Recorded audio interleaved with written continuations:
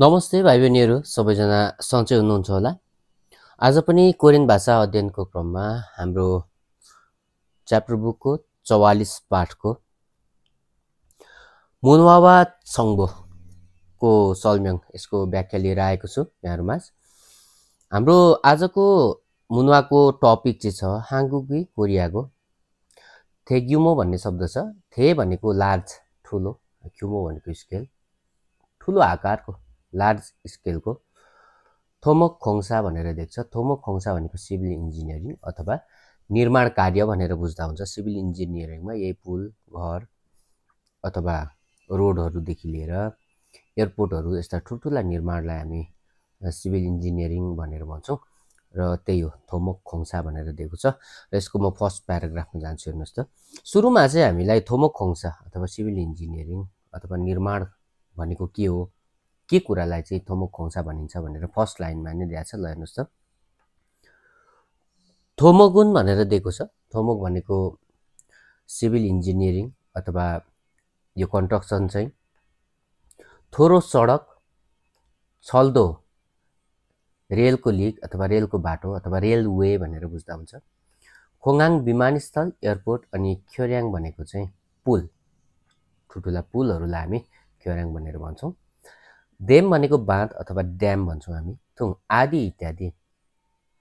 सहायक खिबान भनेको छ सामाजिक खिबान भनेको पूर्वाधार, पूर्वाधारका सिसरुल सुविधाहरूलाई। खन्सल हानुन भनेको निर्माण गर्ने, कन्स्ट्रक्सन गर्ने। खोङसारुल निर्माण कार्यलाई चाहिँ मारानुन्दे भनिन्छ, बुझिन्छ। कहीँ जानै पर्दैन। थोमोक भनेको नै के हो भन्दा रोड, रेलवे, एयरपोर्ट, पुल, ड्याम आदि इत्यादि सहायक खिबान सामाजिक पूर्वाधारका चिजहरूलाई कन्स्ट्रक्सन गर्ने कुरा नै के हो त थोमोक खोङसा हो। हाङ्गुकुन कोरिया चाहिँ उसुहान भनेको उत्कृष्ट, किसुल्यक प्राविधिक क्षमता, टेक्निकल क्षमता। फाथाङ्गुरो आधारद्वारा, प्राविधिक सिपको आधारद्वारा। कुङ्ने वे भनेको छ, कुङ्ने वेको अर्थ, कुङ्नेको अर्थ देशभित्र अनि वे भनेको बाहिर पनि, बाहिरका। थायाङ्गान थेक्युमो विभिन्न प्रकारका ठुला आकारका कन्स्ट्रक्सन, थोमोक खोङसा अथवा यस्ता निर्माण सिभिल इन्जिनियरिङका कार्यक्रमहरू चाहिँ सुहेङ हे, सुहेङ हादा भनेको पुरा गर्नु, सम्पन्न गर्नु। सुहेङ हे उगो सुनिदा सम्पन्न गर्दै आएको छ अथवा पुरा गर्दै आएको छ। कोरियाले चाहिँ देशभित्र मात्र होइन कि देशभित्र प्लस अनि कहाँ त बाहिरका पनि यस्ता ठुल्ठुला निर्माण कार्यहरू सम्पन्न गर्दै आएको छ। सामागुल मरुभूमिलाई, डेजर्टलाई नोक्चिरो हरियालीमा, मान्दुल्की विहान भनेको बनाउनका निमित्त इसिप सेगी छेदे भनेको छ 20औं शताब्दीको सुरुवातमा। ख्युमोके भनेको छ, माफ गर्नुहोला, छेदे ख्युमोके भनेको ठुलो आकारको थोमोक खोङसा सिभिल इन्जिनियरिङको कार्यद्वारा। सामाके यहाँ एउटा शब्द छ मरुभूमिको हो, नोक्सेक ह्यङम्यङ भनेर दिएको छ हरित क्रान्ति। नोक्सेक ह्यङम्यङको अर्थ के त हरित क्रान्ति अथवा यसको अर्थ मरुभूमिलाई हरियालीमा बदल्ने एउटा स्लोगन रहेछ। इरा भनेर फुलिनुन चिनिने बुझिने। लिबियाई, लिबिया भन्ने देशको एउटा अफ्रिकन कन्ट्री जुन छ लिबिया, त्यो देश चाहिँ पहिला चाहिँ एकदमै पुरै मरुभूमिमा परेको अनि पानीको समस्याले जनताहरू पीडित भएको र त्यहाँको चाहिँ त्यति बेलाको राजाले चाहिँ यो पानी निकाल्ने कार्य गरेको र त्यो कार्य चाहिँ कोरियाको कन्स्ट्रक्सन अथवा सिपद्वारा बनेको भन्ने कुरा छ। लिबियाए, लिबियाको थेस सुरो छ। हेर्नुहोस् त, सुरो भनेको नहर, थेसुरो भनेको चाहिँ ठुलो नहरको खोङसादो निर्माण कार्य पनि हाङ्गुकुई कोरियाकै किसुल्य कुरो प्राविधिक क्षमताद्वारा, सिपद्वारा छिनेङ थेस सुनिदा भनेको सञ्चालन भएको थियो अथवा बनेको थियो भनेर यसरी फर्स्ट प्याराग्राफमा हामीलाई दिएको छ। फर्स्ट प्याराग्राफमा थोमोक खोङसा भनेको के हो अनि कोरियाले कहाँ कहाँ देशभित्र मात्रै हो कि बाहिर पनि भन्दा देशभित्र मात्र नभएर बाहिर पनि ठुल्ठुला यस्ता लार्ज स्केलका कन्स्ट्रक्सनहरू चाहिँ चलाउँदै आएको छ भनेर फर्स्ट प्याराग्राफमा यसरी हामीलाई दिएको छ। म जान्छु दोस्रो प्याराग्राफमा। हाङ्गुके सदो कोरियामा पनि हाङ्गुके कोरियाको छिदोरुल भनेको नक्सालाई म्यापलाई फाक्कुल चङ्दोए चेन्ज नै हुने गरेको अथवा बदलाव नक्सामा नै चेन्ज आउने गरेको थेग्युमो ठुला आकारका थोमोक खोङ्सा सिभिल इन्जिनियरिङका कार्यक्रमहरू चाहिँ य र छारे भनेको धेरै पटक इरुवा झसुनिदा भनेको भएको छ अथवा बनेको छ अथवा सम्पन्न भएको छ। मन्ज सबैभन्दा पहिला सेगेरो थोङहानुन भन्ने शब्द छ एउटा। सेगेरो थोङहादा भनेको विश्वलाई जोड्नु भन्ने अर्थ दिन्छ।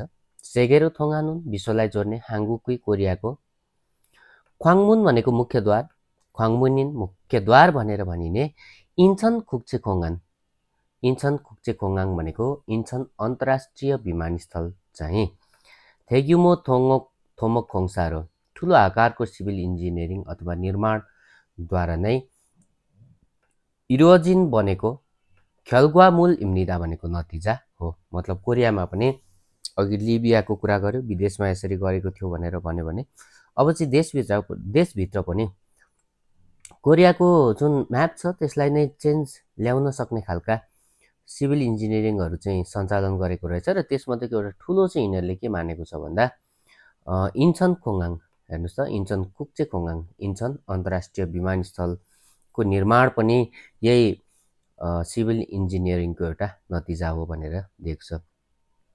इन्चन खुक्चे खोङाङुन इन्चन अन्तर्राष्ट्रिय विमानस्थल चाहिँ इन्चन आफफादाए भनेको छ। इन्चनको आफफादा भनेको अगाडिपट्टिको समुद्रमा इतन भएको, म्याक्केवी केही समुल भनेको टापुहरूलाई, आइल्यान्डहरूलाई, खान्छ काटेर ओगटेर खञ्चलान निर्माण गरिएको थोङबोक आसियाए भनेको छ।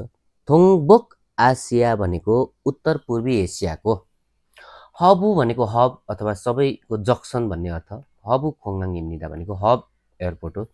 सबै उत्तर पूर्वी राष्ट्रका प्लेनहरू चाहिँ यहाँ ट्रान्जिट भएर हिँड्ने गर्छन्, विश्वलाई यसले जोड्ने गर्छ भनेर त्यसरी दिएको छ। इन्चन खुक्चे खोङाङलाई चाहिँ सोङदो खुक्चे दोसिवा भनेको छ। सोङदो भन्ने खुक्चे थोसी भनेको अन्तर्राष्ट्रिय सहरसँग यङ्गेलहानुन जोड्ने इन्चन थ्योग्योनुन, इन्चन थेग्यो भनेको इन्चनमा भएको जुन पुल छ जसको नाम थेग्यो भनेको पुल, इन्चन थेग्यो यो पुलको नाम नै के रहेछ त इन्चन थेग्यो। यो चाहिँ सुसाङ ख्योर्याङ्वी खिरी भन्छ। सुसाङको अर्थ पानीमाथि बनेको, ख्योर्याङ्वी भनेको यो पुलको खिरीका लम्बाइ चाहिँ इसिप इल्चम साम्फाल किलोमिटर ना 21.38 किलोमिटर जति थेनुन भएर हाङ्गुके छ कोरियामा खाजाङखिन सबैभन्दा लामो यो एउटा थारिमिदा पुल हो। मतलब इन्चन एयरपोर्टको कुरा गर्यो र इन्चन एयरपोर्टबाट यहाँ एउटा शब्द तपाईँहरूलाई थोरै गाह्रो हुनसक्छ, यो सोङदो खुक्चे दोसी भनेको छ। सोङदो भन्ने यो इन्टरनेसनल सहर छ, त्यो चाहिँ समुद्रको माथि भएर जानुपर्ने, त्यो सहरलाई जोड्ने एउटा इन्चन थेग्यो, यो पुलको नामै इन्चन थेग्यो रहेछ र यो चाहिँ पानीमाथि बनेको, समुद्रमाथि बनेको। ख्योर्याङ भनेको के त पुल हो र यसको लम्बाइ चाहिँ 21.38, यो विश्वकै लामो चाहिँ यसले भनेको होइन है यरपन, 21.38 किलोमिटर जति छ र कोरियामा भएको सबैभन्दा लामो पुल हो यो, पानीमाथि बनेको लामो पुल भनेर यसरी हामीलाई दिएको छ। इछन खुन्यने 2009 सालमा खेतुङथेन उद्घाटन गरिएको इन्चन थेग्योनुन इन्चन पुल चाहिँ वाङबोक दुईतर्फी सडक, एकतर्फी दुईतर्फी हुन्छ नि, वान वे र टु वे।